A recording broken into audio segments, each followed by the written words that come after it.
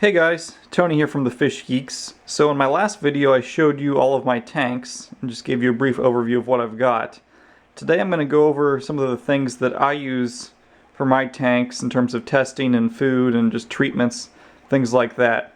Hopefully it'll give you guys some ideas of what you can use, and maybe you can give me some ideas of what would be useful for me. So to start, here are the basics. I have 2 nets. I think it's really important for everyone to have 2 nets. 1 net is fine, but you will find that if you really want to catch a fish, it's really useful to have that extra net where you can kind of corral them in between the nets. If you only have 1 net, go out, do yourself a favor, they're cheap, buy one.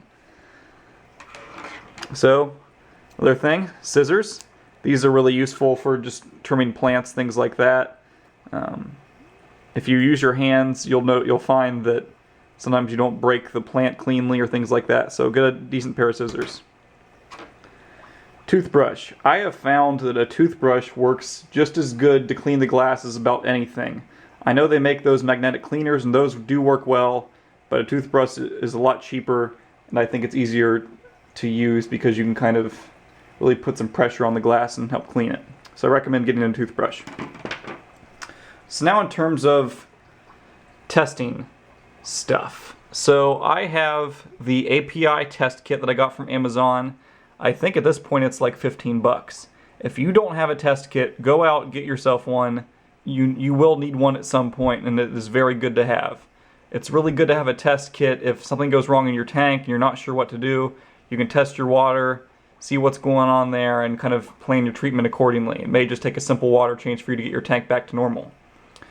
So that API test kit comes with the pH, ammonia, nitrite, nitrate. Those are your basic tests that you need to run. I don't test mine as often as I probably should, but my tanks are all pretty well established.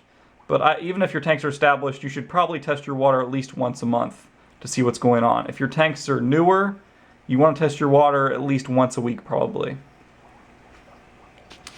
So here's some additional things that I have. I have a TDS meter and a conductivity meter.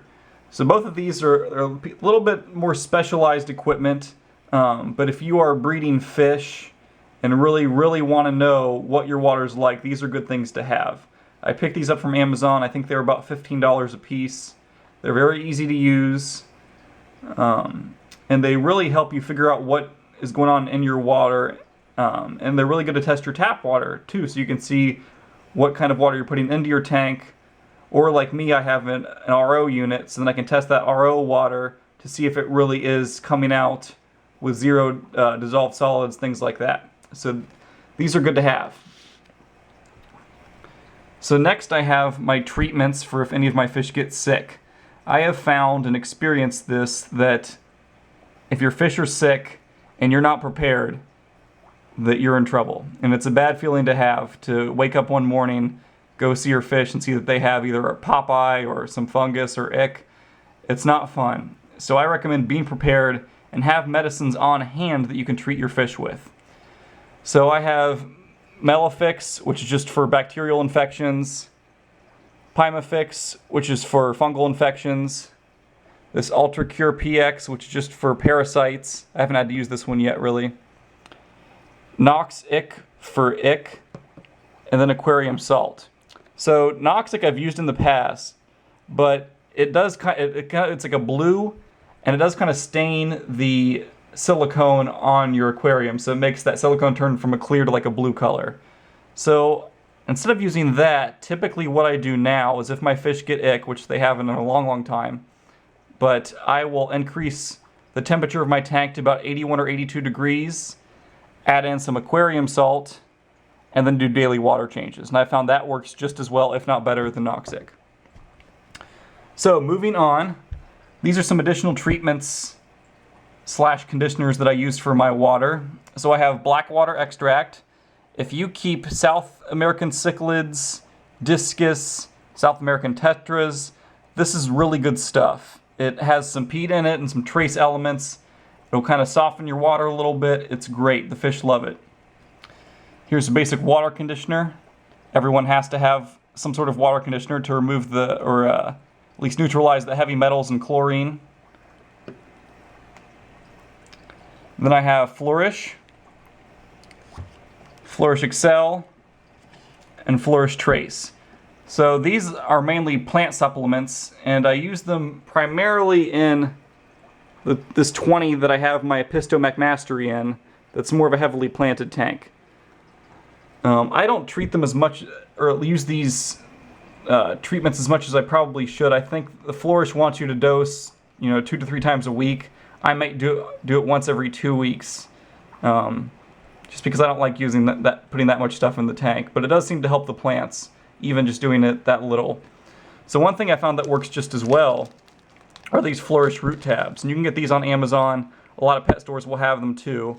They're just these little tabs that you put under the soil, and root-bound plants like Amazon swords and crypts love these, and they are really good. They last quite a long time, and they're fairly cheap, so I recommend you can pick these up if you can, if you have root-bound plants.